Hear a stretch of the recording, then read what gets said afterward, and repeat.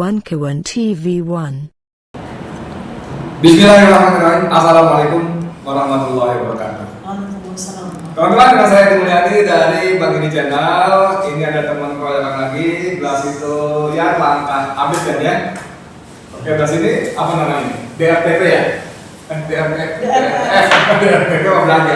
DRTF, Dokter Tima.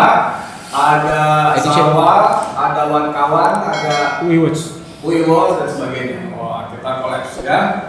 Saya minta jagoan kita Abdullah Al-Qadiri. Ditambahin Muhammad 12. Bagus ya. Abdullah Al-Qadiri ini pengacara senior yang spesialis membantu kriminalisasi terhadap ulama dan aktivis, dan saya salah satu pasien dia dulu membantu saya. Dan waktu saya diperiksa soal kilometer 50, kita adalah sama begini kan tenang gimana udah tenang setelah ini baru akan menjadi korban, tapi mudah-mudahan Allah jaga beliau ya dari makan orang yang jahat ya, yang di oleh netizen disebut kudis dan buram sekolah sih. Udah di sini malah nggak ada aja ya. Dokter Tima, gimana dok, sehat dok ya? Alhamdulillah. Saya untung nggak dicembur, nggak dimarahin istri saya karena saya bilang boleh kan dokter cantik tapi baru. Dok, saya ke dokter dulu boleh ya? Jadi seperti ya. Oke. Teman-teman, tadi barusan kita ada press conference dipimpin oleh beliau ini, ketua tim pembela pengacara Dokter Tima dalam kasus ijazah palsu dan kawan-kawan itu.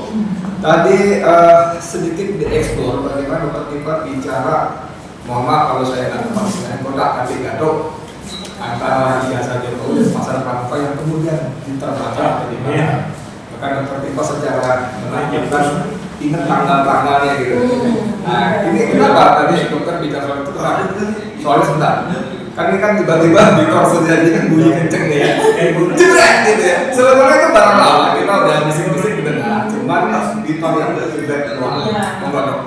Ya sebetulnya kan kasus dugaan ya, kasus dugaan tentang ijazah yang bermasalah ini kan udah 10 tahun kalau kita hitung dari sejak 2016 ya, waktu itu disuarakan oleh seorang pemberani namanya Pak Bambang Menteri yang kemudian disusul dengan Gus Dur. Nah itu sebenarnya kan bergulir terus. Kemudian juga sebenarnya Bang Roy Suryo, Dr. Roy Suryo itu juga sejak tahun 2017 juga sudah mulai bersuara mempermasalahkan soal kejanggalan detail-detail dari ijazah yang sampai dengan hari ini masih kita permasalahkan. Nah, saya sebagai peneliti sebenarnya juga menjadi sebuah panggilan gitu ya, karena bukan sekedar naluri, bukan sekedar sebuah nurani, tapi memang ini kewajiban. Allah kan memberikan kepada kita tugas macam-macam ya, masing-masing sesuai dengan bidangnya gitu. Nah, saya bidang saya adalah peneliti. Peneliti itu jangankan ijazah janggal, batu yang janggal aja kita teliti gitu. Batu yang aneh aja kita teliti. Kerjaan gimana? Karena memang itu kan tugas kita kan. Ini batu kalau letaknya di sini nih mesti kita eksplorasi nih, kenapa batu itu letaknya di sini bisa disebut. Apalagi ini adalah sebuah dokumen publik ya. Kita bicara harus kita benar-benar kita perkuat ya. Frame dokumen publik ya, Pak Abdullah Al-Qadiri ya. Ini adalah sebuah dokumen publik, bukan dokumen privat. Karena dokumen ini sudah menjadi barang publik. Ketika seseorang yang memiliki dokumen ini menjadi pejabat publik, ya. Jangankan dokumen ijazah, apa yang dia beli di dapurnya aja kan sudah jadi barang publik.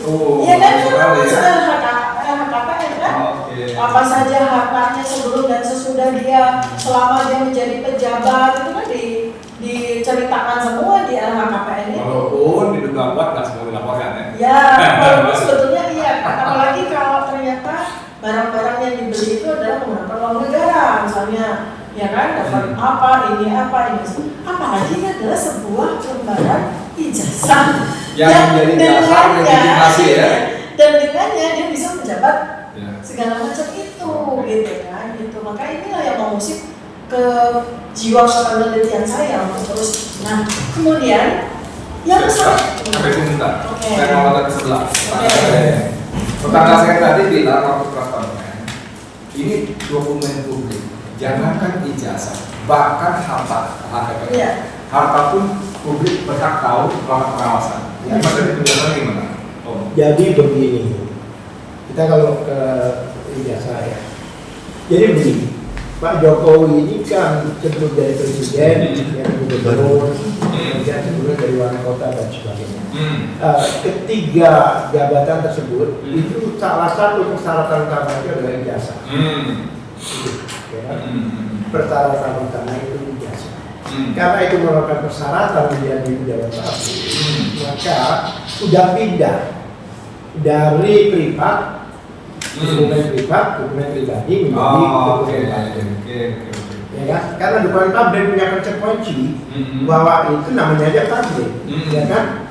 Jadi semua orang warga negara Indonesia khususnya itu boleh mengakses, boleh mengetahui, boleh cari tahu. Bolehnya itu bagaimana? Harus lewat prosedur khusus, hanya pengadilan. Kan ini kan nggak dia ngomong saya tidak akan tunjukkan ijazah kecuali permintaan pengadilan.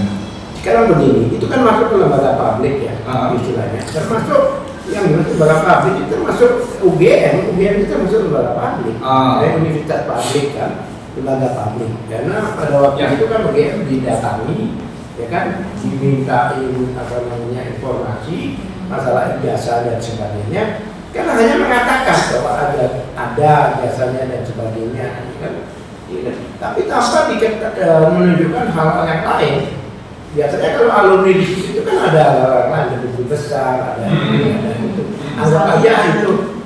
Masa nggak punya dia kopinya dan sebagainya, ya kan? Masa saya ingat bahkan kita itu kan setelah diberikan pada yang bersangkutan, mereka punya kopinya, punya duplikatnya dan sebagainya. Minimal punya catatan lah terhadap alumninya itu. Itu tidak diberikan informasi. Hanya dikatakan saja. Katanya, ya kan? Nah ini yang menyebabkan penasaran.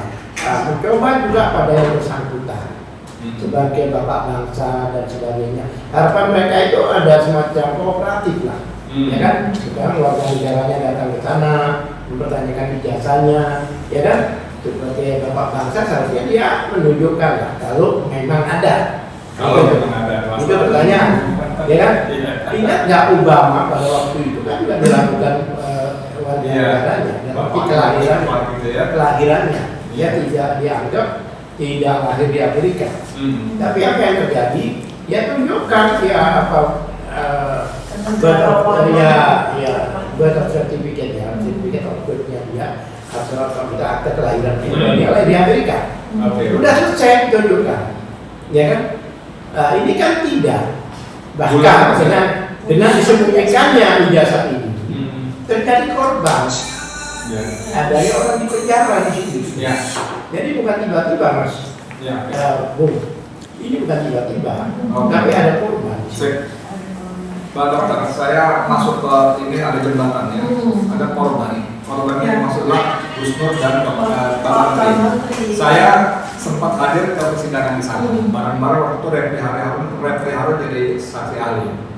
Nah, kembali ke soal tadi, saya akan tunjukkan ijazah saya kalau diminta pengadilan. Dan ternyata belum etis. Iya betul. Tadi disebut dalam press conference 35 saksi yang dihadirkan tidak satu pun mengaku melihat ijazah asli. Bahkan ketika kepala sekolah bikinkan legalisir itu, ini gimana dia sering kelas begini tapi bergegas terus. Gimana berarti Pak?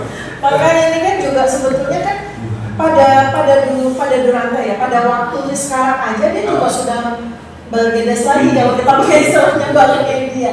Kan bukankah sudah ada di pengadilan Solo nih yang dikawal oleh Dr. Muhammad Taufik nih terkait sekarang ini berlaku sudah ada mediasi berkali-kali.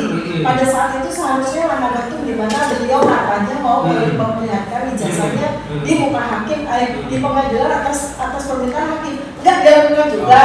Malah tanggal 26 April yang seharusnya 24 April itu beliau itu harus hadir di sidang di Solo, malah pergi ke Vatikan. Hasilnya malah jadi autoimun, kan gitu ya.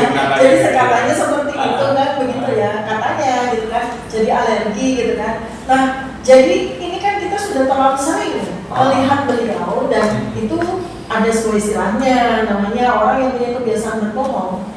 Itu namanya mito. Mitomania. Jadi ini kita berhadapan dengan seseorang yang sangat apa ya, sangat fasik sekali. Ketagihan bohong. Adiksi dia berbohong. Adiksi, Sehingga kita menjadi selalu sudah tahu polanya bahwa apa yang dia katakan itu berbeda 180 derajat dengan apa yang terjadi. Itu gitu kan? banyak kejiwaan ya. Mitomania dia Terus termasuk kita sebuah mencuri itu apa? Kleptomania. kalau kleptomania itu kan ketagihan mutil. Ini mitomania itu ketagihan berbohong. Ya. Jadi bagi dia berbohong itu sesuatu yang biasa, gitu kan? Jadi gini dok, soal dokumen tadi, jangankan masuk ke pengadilan ya, jangankan ijazah. Saya kan menuntut Jokowi juga di pengadilan Jakarta Pusat tentang kebohongan dia. Saya 7 orang loh, ya, dari termasuk Habib Rizik dan kawan-kawan saya 7 orang menuntut. Dan waktu mediasi itu, bahkan mau mulai masuk sidang, itu pengacaranya yang dokter hukum itu tidak bisa membawa KTP asli. KTP aja tidak bisa loh, hanya dikasih fotokopi. Itu kan mustahil seorang dokter hukum nggak tahu bahwa itu sangat penting sebagai pemeriksaan dokumen awal. Jadi memang ada ini dong, ada main-main seperti itu. Ya, contoh ya sebenarnya itu soal bagaimana ngelesnya dia. Kalau bahasa medis adalah mitomania itu kan dia bilang, saya tidak akan menunjukkan ijazah saya kecuali diminta oleh hakim di pengadilan.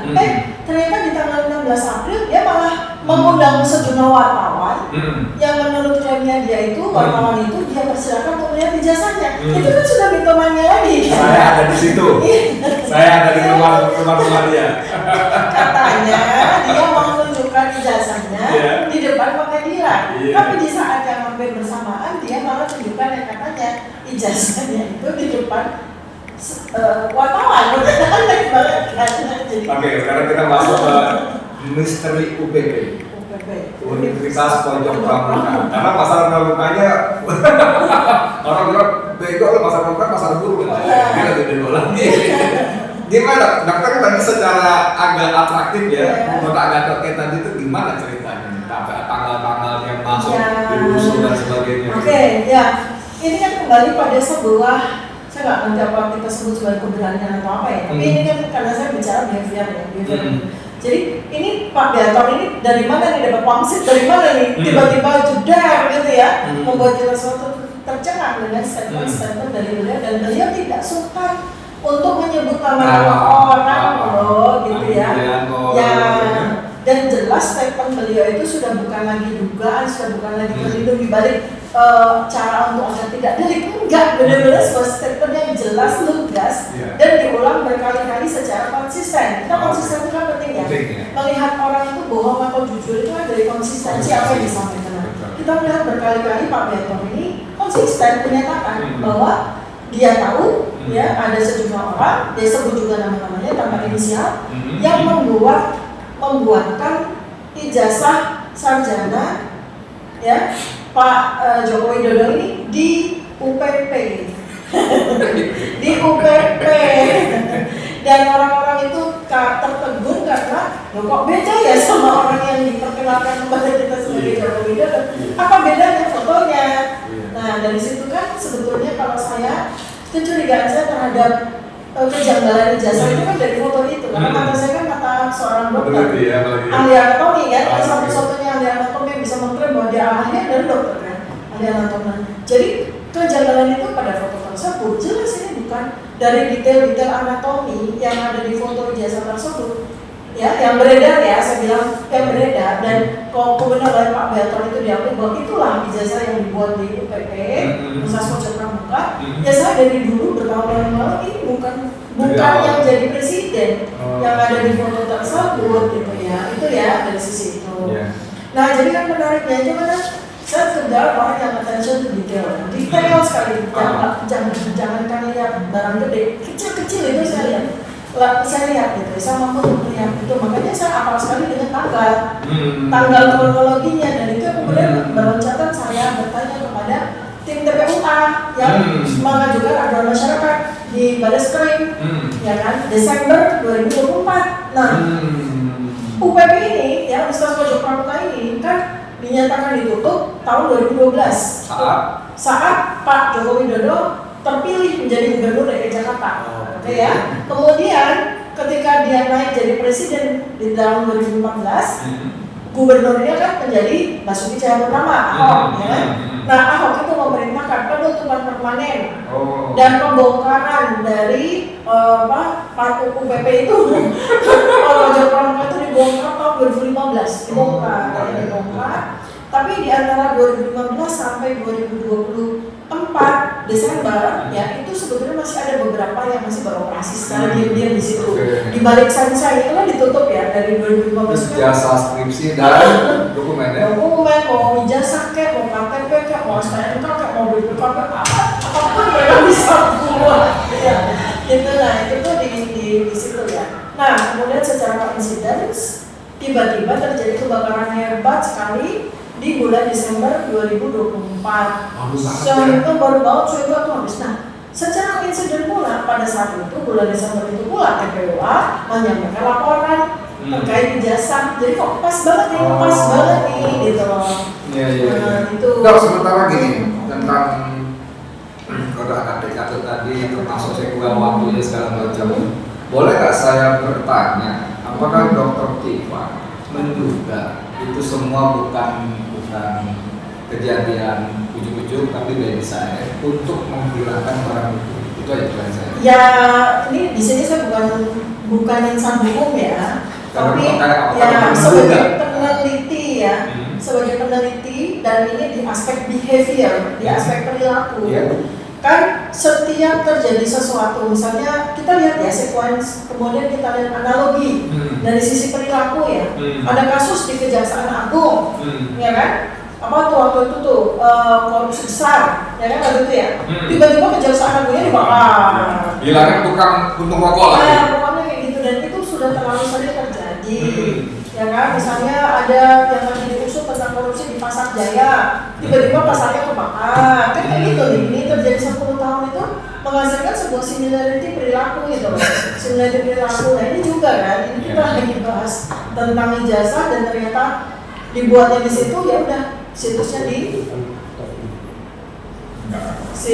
dibakar, kayak gitu kan. Jadi kan sebuah perilaku yang konsisten terjadi gitu ya.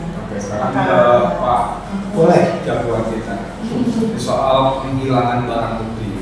Ini kan, sorry ya, polisi kalau saya bilang kebiasaan yang mirip-mirip dan itu berulang. Kita sama-sama ngalamin kayak 50 kan. Saya dipanggil periksa 2 kali dan diperiksa setiap 10 pagi sampai jam 11 malam. Hanya untuk sekitar 18 pertanyaan. Besoknya Rabunya diperiksa lagi jam 10 pagi jam 11 malam, total 35 pertanyaan. Makanya begitu Jokowi bilang diperiksa 22 jam, Presiden ketawa kakak, sama-sama pada diperiksa, soalnya kan Pak Ahmad tuh kan. Nah yang saat ini saya beli ini, Om, yuk ini Badan Krim punya kebiasaan main-main dengan barang bukti, ya. Kilometer 50 itu tadi disebut dalam press conference ratusan orang kali.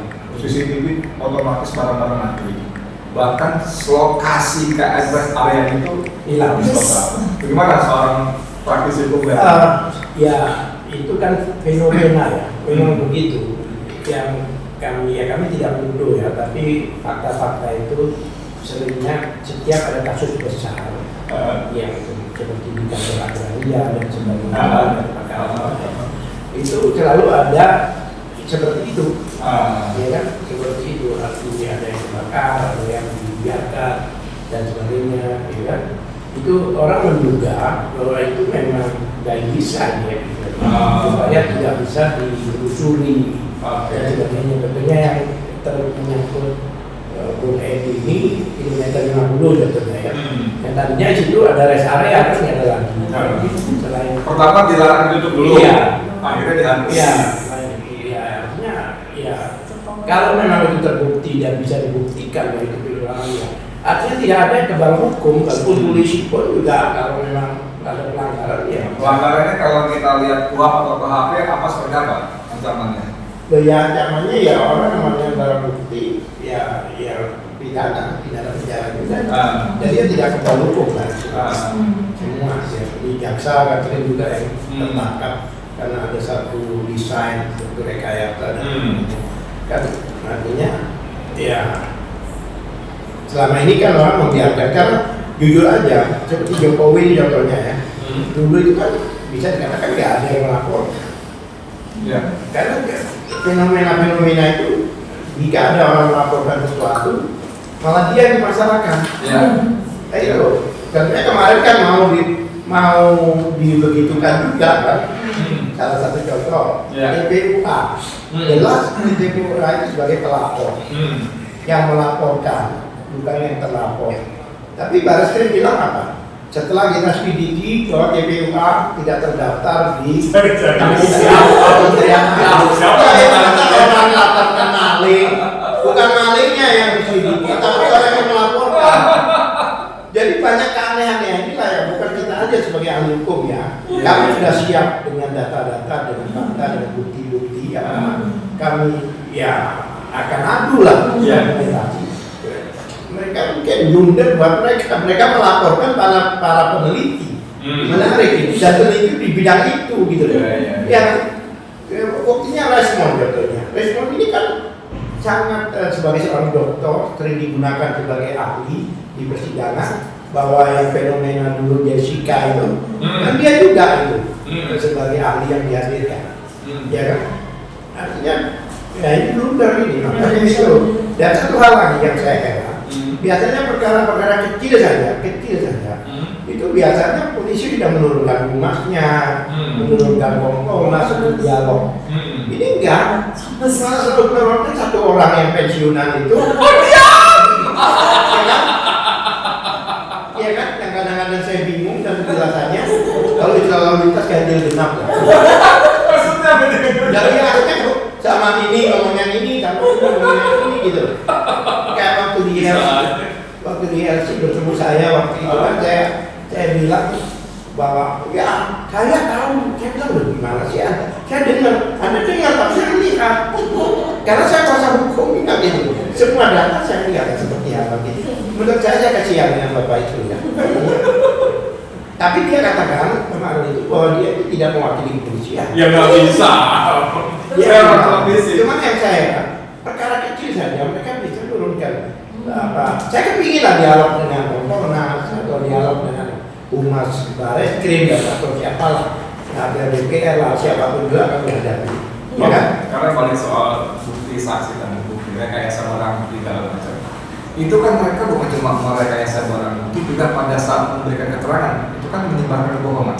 Betul dong? Iya. Sebentar, konferensi pers ya, salah satu bilangnya tembak-menembak sesama polisi sampai bikin ada peluru di sudutnya begini-begini dalam macam itu kan kebohongan semua. Saya di penjara karena dituduh menyebarkan berita yang tidak utuh, kegaduhan. Bapak Menteri, Gus Dur, hal yang sama. Polisi berkali-kali itu nggak ada apa-apain. Lah iya, seperti Anda contohnya. Anda kan kena kasus hanya gara-gara bilang gen buang anak. Padahal yang Anda katakan itu suatu istilah di semacam diberi bahasa. Di bahasa menyatakan tempat sepi, jarang orang situ gen buang anak. Tapi ditanggapi seolah-olah itu suatu peristiwa pidana.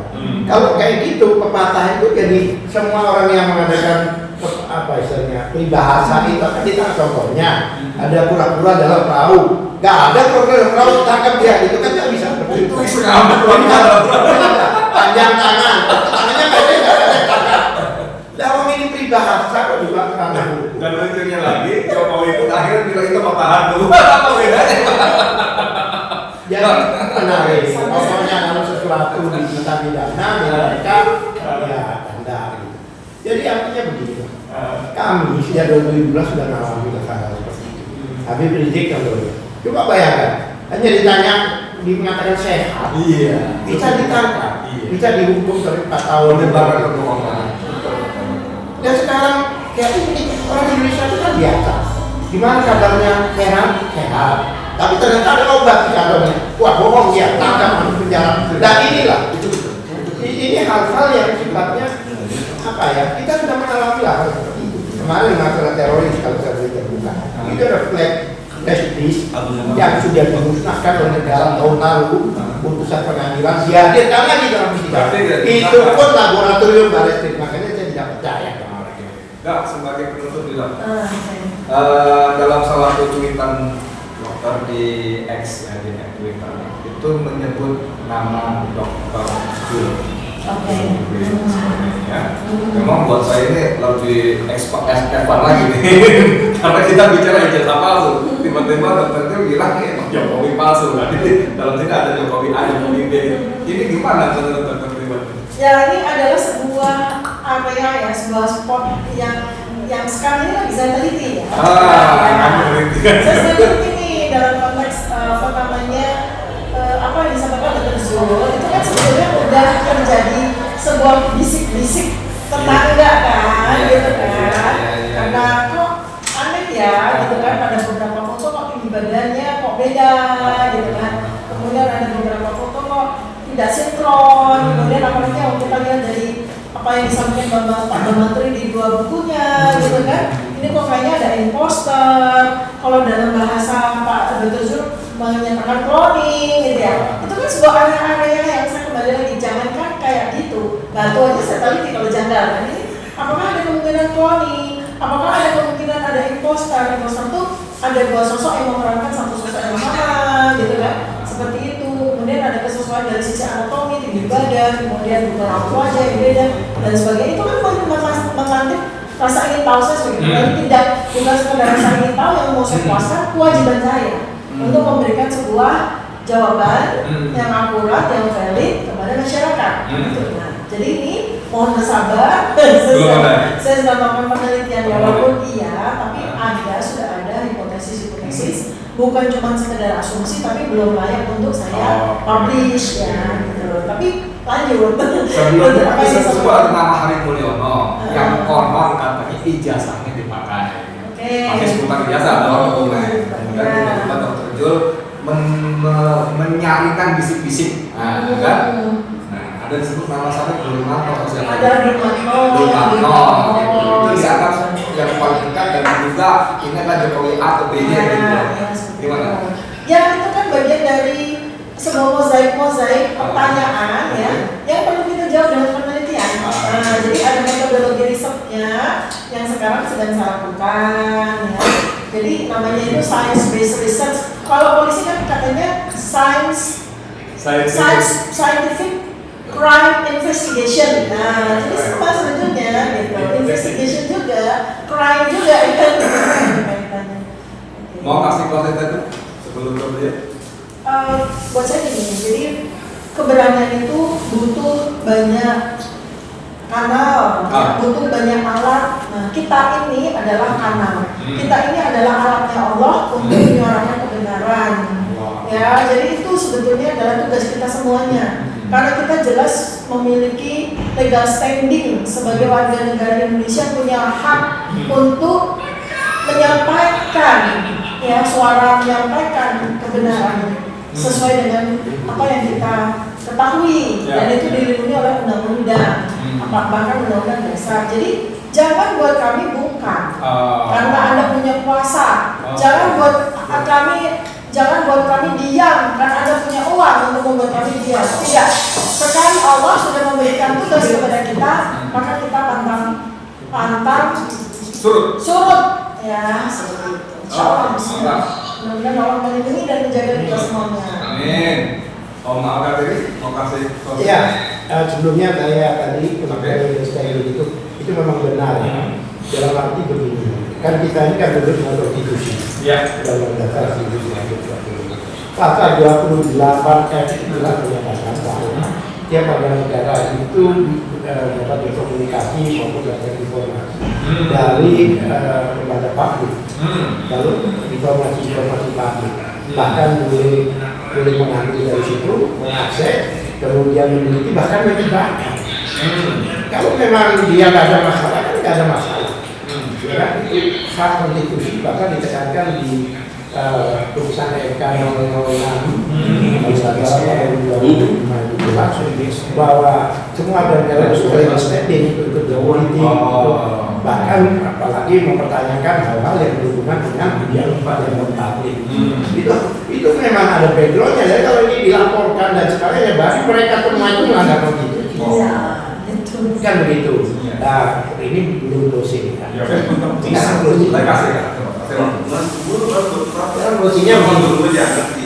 Pemerintahan sudah berubah. Sekarang ini yang menjadi presiden Indonesia adalah Prabowo Subianto. Yang berjanji ingin berubah, ingin mengadakan perubahan di segala bidang, menjadi better and better.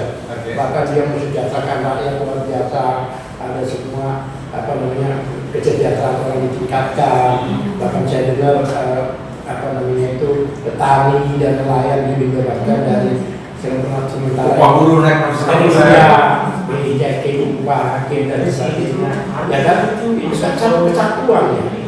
Dan dasarnya penegakan hukum itu sudah diperhatikan. Ya kan, jangan sampai nilai setitik rusak kasus serangan. Jangan komprehensif ya. Apalagi sekarang masalah jasa parkir ini bukan hanya masalah 5-6 orang yang dilaporkan itu, tapi sudah merupakan adalah masalah bangsa Indonesia secara menyeluruh. Ya kan? Oleh sebab itu saya minta ya pemerintah ikutlah ikut adil ya, dan juga DPR itu tidak perlu kita ajukan ini ajukan itu karena sudah bukan rakyat, ya kan? Dia harus proaktif. Misalnya panggillah mereka yang Kapolri, panggillah Barreskrim, temukan kita, ya kan? Hakimi kita di Komisi 3 sana, ya kan? Ya kan jelas, rakyat kan ingin tahu. Rakyat tidak mau ke pengadilan sebenarnya, karena ini masalah hak konstitusi. Ya, ini sudah konstitusi dilanggar, undang-undang dilanggar, peraturan dilanggar, semuanya dilanggar. Beliau ini kan laporannya Egy Sujana kemarin itu kan saksinya beliau ini. Ya kan? Padahal ketentuannya baik lapor maupun saksi itu tidak boleh dilaporkan kembali asal dengan pasal pencemaran nama baik. Ya kan?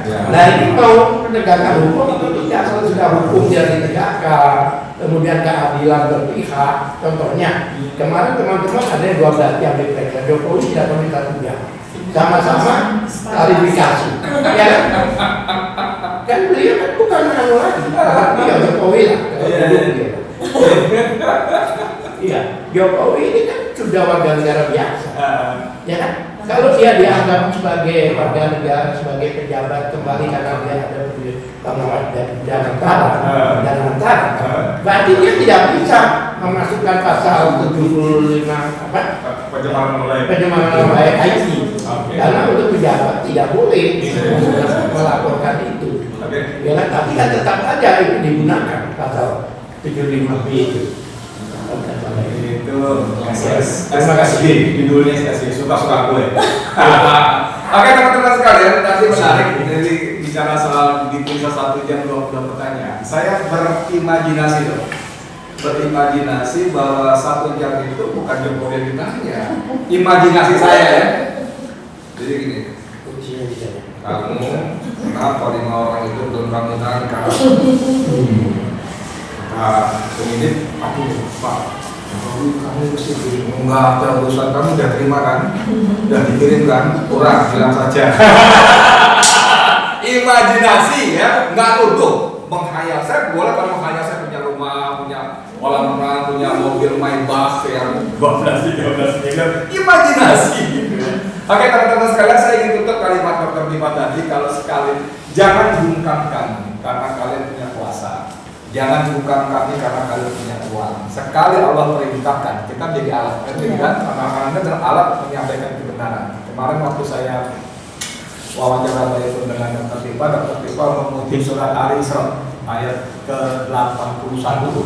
Ya, Alhamdulillah Musyaitan Rajim waktu ja'al-haqq wal-batil inna batila kana zahuqa. Jadi kebenaran itu baru bisa muncul bila didatangkan, diusung, didatangkan, dibawa dengan alhamdulillah. Mudah-mudahan kita semua adalah bagian yang Allah pilih ya, untuk membawa kebenaran, mengusung kebenaran sehingga kebatilan akan hancur. Amin ya. Demikian mudah-mudahan bermanfaat. Saya Edi Mulyadi. Assalamualaikum warahmatullahi wabarakatuh.